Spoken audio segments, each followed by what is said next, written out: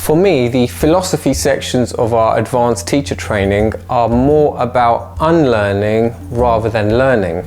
I've often found that yoga teachers find the philosophy part of yoga training so demanding emotionally and energetically because they're always looking for a consistent singular yoga philosophy. And what our advanced yoga teacher training does is tries to present the information and the evidence which helps us understand that there is no such thing as a singular yoga philosophy.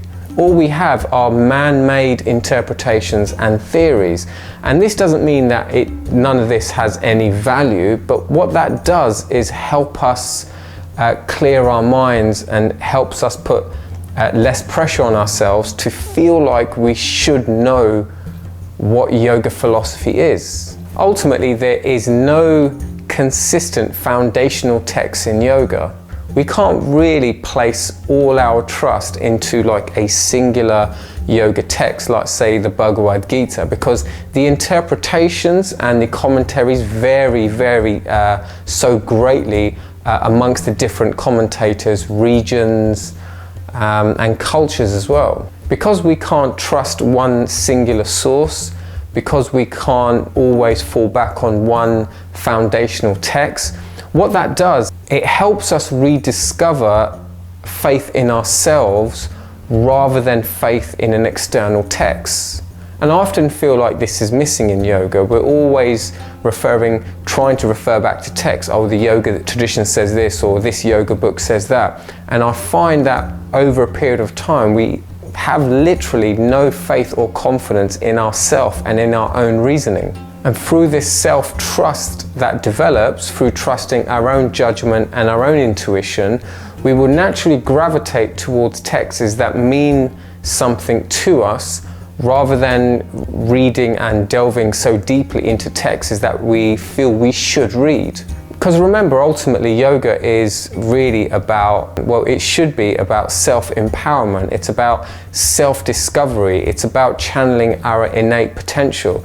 But we tend to forget that when we're reading or studying yoga philosophy. We feel like we should just join the crowd because we're not entirely sure in our heads what is relevant and what isn't. What's really vital to remember when it comes to yoga philosophy is there is no such thing as a collective truth. So if someone says that the Bhagavad Gita is a foundational text of yoga, with all due respect, that person is very misguided. The more I've studied yoga philosophy, the deeper I've immersed myself into it, the different type of texts that I've read, the more I realize that I'm becoming an empty canvas. So the more I learn, the more confidence I'm having in unlearning and removing so much junk in my mind that existed before. And all that existed before is what I felt like I should know or something that I should agree with. I feel like I'm just shedding away countless theories that exist in my head that other people have instilled in me. In many respects, yoga isn't about an accumulation of knowledge. It's more about purity of mind.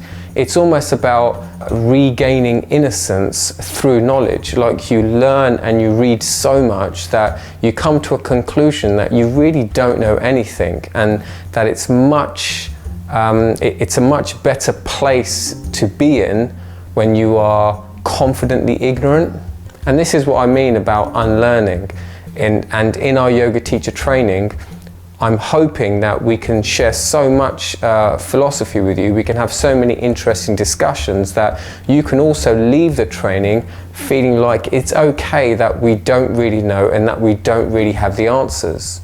I believe that once we kind of return to this innocence, this ignorance where we don't have all the answers, we come to a much purer place within ourselves. We kind of start to drop certain parts of our ego, and I feel like we're in a much better place to understand yoga overall. And this is when I believe Patanjali says, now the discipline of yoga. It's like now you're ready for this union. Now you're ready to experience, because you've dropped the ego, this ego that is driven by knowledge, and this ego that is driven by wanting to show other people that you know so much about yoga. I've read a really interesting interpretation before about Adam in the Garden of Eden, and that Adam's original sin was eating from the tree of knowledge. And that was the original sin, this lust for knowledge. Ultimately, yoga wants us to have a less muddled, a less confused mind, and it begins by trying to unlearn everything that you thought you knew about yoga.